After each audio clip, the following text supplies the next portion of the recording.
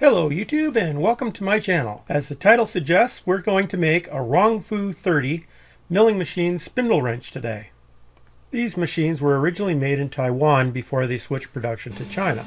They've been sold to several wholesalers in North America under many trade names. The one I just managed to pick up on the used market was a Craftex milling machine model number B1977, originally sold through Busy Bee machine tools in Canada. This machine is in good condition, however it is missing one thing.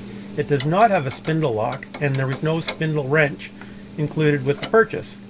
This makes it very difficult to tighten or loosen the R8 adapters that you put into the machine.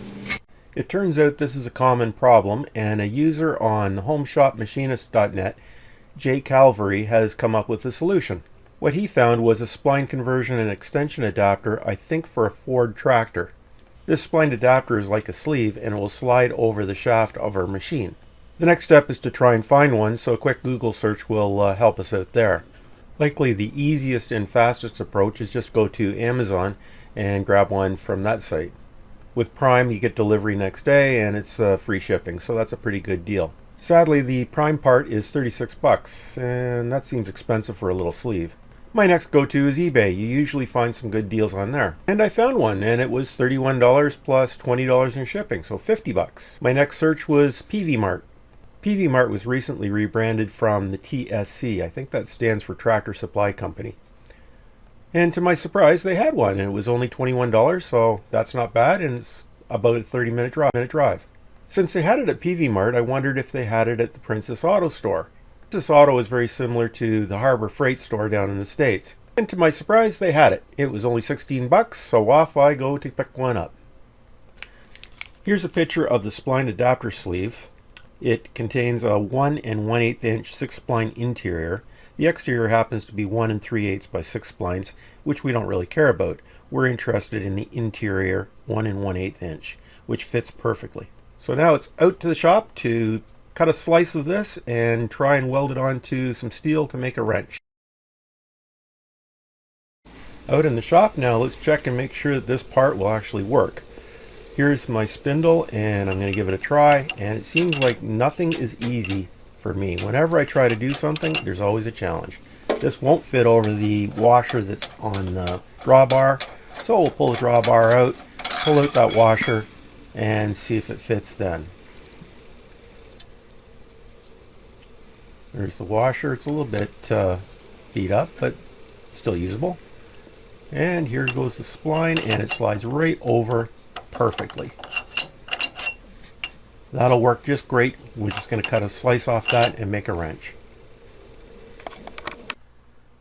I've decided to sacrifice a Power Fist 19mm combination wrench for this purpose. I selected this size because it fits the bolts on my vise. That means the one wrench will do double duty, which is great. The first step is to cut off the open-ended part of the wrench with an angle grinder cutoff wheel. After we've cut the handle straight across, we need to do a little bit of manual machining with the angle grinder. What we're looking for is a little tab in the center that will fit into the insert on the splines. Once we get a close enough fit, we'll be welding it up with a little MIG welder. Remember, I'm a hobbyist. I don't have all the tools that everybody seems to have on YouTube, so I'm doing the best with what I've got, and my welding skills aren't up to snuff, but it gets the job done.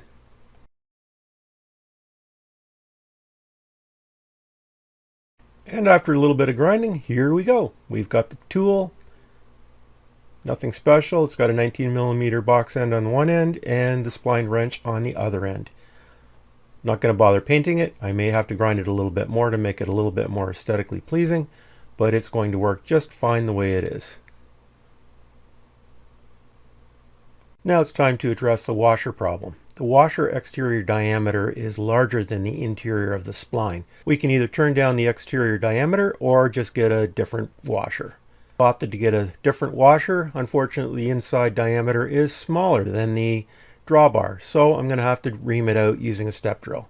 The first washer I got was hardened, so it was kind of difficult to do that, so I grabbed a second washer and had some success with that, so we're all set. The fabrication is complete, so let's give it a test. We're going to use the splined wrench first, slide it over our splined spindle, and then we're going to use our ratcheting 17mm wrench to tighten up the drawbar.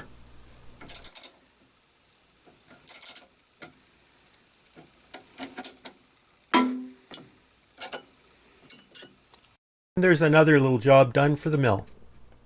Thank you for watching, and don't be afraid to go out and modify some tools to make another tool. If you found this interesting, please give me a thumbs up or maybe even subscribe. Thanks again for watching.